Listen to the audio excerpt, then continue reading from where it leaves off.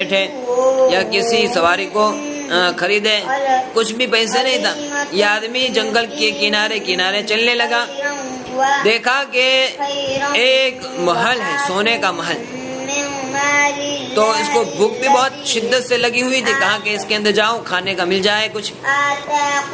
جب اس کے اندر گیا تو دیکھا کہ ایک خوبصورت لڑکی اس کے اندر بندھی ہوئی ہے۔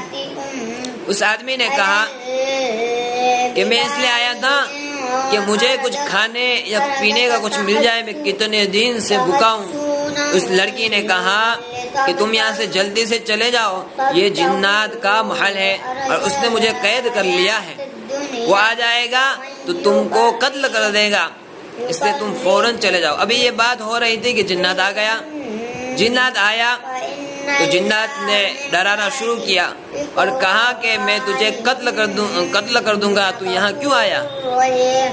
یہ آدمی کو وظیفہ یاد تھا، وَمَن يَتَّقِ اللَّهَ يَجْعَل لَّهُ مَخْرَجًا وَيَرْزُقْهُ مِنْ حَيْثُ لَا يَحْتَسِبُ وَمَن يَتَوَكَّلْ عَلَى اللَّهِ فَهُوَ حَسْبُهُ۔ اس کو پڑھنا شروع کیا، 4 مرتبہ پڑھا کہ وہ جنات جل کر راکھ ہو گیا۔ اب اس لڑکی کو چھڑا لیا اور اس کمرے کو کھولا تو اس میں بہت سارے دینار، درہم اور بہت ساری سونے کی چیزیں پڑی ہوئی تھی۔ تو دونوں نے کیا کر لیا، لڑکی اور لڑکے نے تھیلے بھر لیے اس کے اور بھر کر چلے گئے۔ اب دریا کے کنارے پر آئے تو دیکھا کہ کشتی والا ہے، اس سے پوچھا کہاں جانا ہے؟ تو بصرہ جانا ہے۔ بصرے، اب دونوں بصرہ گئے، اس لیے کہ لڑکی نے کہا کہ مجھے بصرہ چھوڑ دو، میں بصرہ کی ہوں اور مجھے جنات نے قید کر لیا تھا، تو اس لیے بصرہ چھوڑنے کے لیے یہ آدمی اس کو وہاں چھوڑنے کے لیے گیا۔ اب کشتی سے وہاں بصرہ پہنچی، کشتی وہاں بصرہ پہنچی اور سب دونوں اتر گئے۔ اترنے کے بعد یہ اس لڑکی کے گھر اس کو چھوڑنے گیا۔ اس نے گھر والوں نے کہا تمہاری مہمان نوازی کے بغیر ہم تمہیں جانے نہیں دیں گے، اس لیے ان کو ایک کمرے کے اندر ٹھہرا دیا۔ لڑکی کیا تھی؟ شہزادی تھی، بادشاہ کی لڑکی تھی، شہزادی۔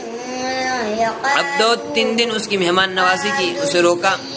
پھر اس لڑکی نے کہا کہ آدھا تم لے لو، آدھا مجھے دے دو اس میں سے، اس طرح سے مشورہ کیا، لیکن اس ماں باپ نے کہا کہ نہیں۔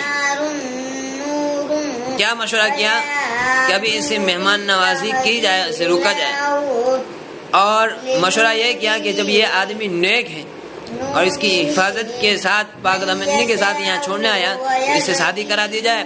اب شادی کرا دی ان کی، تو مال جتنا مال لائے تھے وہ دونوں کا ہو گیا، اور لڑکی کا جو محل ہے وغیرہ جب وہ بھی مال اس آدمی کا ہو گیا۔ تو اللہ تعالیٰ نے اس آیت کی برکت سے اس آدمی کو مال بھی دیا، لڑکی بھی دی اور محل بھی دیا، بادشاہت کا یعنی وہاں جگہ بھی دی۔ اور اس کے بعد کیا ہوا، شادی ہوئی اور اولاد بھی ہوئی، اور اولاد نیک صالح ہوئی، اللہ کے ولی بنے، اور اللہ کے ولی بنے۔ تو ہمیں بھی یہ آیت پڑھنی چاہیے، چاہے جنات کا اثر ہو، شیطان کا اثر ہو، یا چاہے ہم کسی بھی حالت میں پھنسے ہوئے، دھندے کی حالت میں ہو، یا ہمیں منگنی کی حالت ہو کہ ہماری شادی نہیں ہو، ہمیں اولاد نہیں ہو رہی ہے، یا کسی بھی حالت کے اندر ہم پھنسے ہوئے ہوں، کسی بھی مشکل کے اندر ہو، تو صبح شام ہمیں یہ پڑھنا چاہیے۔ اس لیے کہ جنات نے جو اس نے بتایا تھا کشتی کے اندر، اس نے بھی کہا تھا کہ صبح شام پڑھتے رہیں، اس سے بہت فائدہ ہوگا۔ یا اس کو لکھ کر جیب میں رکھے، یا گھر میں رکھے، یا دکان کے اندر رکھے، یا اور کہا کہ پاک دامنی تقوی، پاک دامنی ہونی چاہیے، تقوی ہونا چاہیے، گنہگار نہیں ہونا چاہیے۔ تو یہ 3 باتیں اس کے اندر ہوگی، اور یہ آیت پڑھیں گے وَمَن يَتَّقِ اللَّهَ يَجْعَل لَّهُ مَخْرَجًا وَيَرْزُقْهُ مِنْ حَيْثُ لَا يَحْتَسِبُ وَمَن يَتَوَكَّلْ عَلَى اللَّهِ فَهُوَ حَسْبُهُ۔ تو اللہ تبارک و تعالیٰ ان کی تمام حاجتیں، ان کی ضروریاتیں پوری کریں گے، اور ہر حالت، مشکل، پریشانیاں، بیماریوں سے ان کی حفاظت کریں گے۔ تو اس کو عمل کریں، صبح سے ہم اس کو پڑھیں، ایک مرتبہ بھی پڑھ لے تو چلے گا۔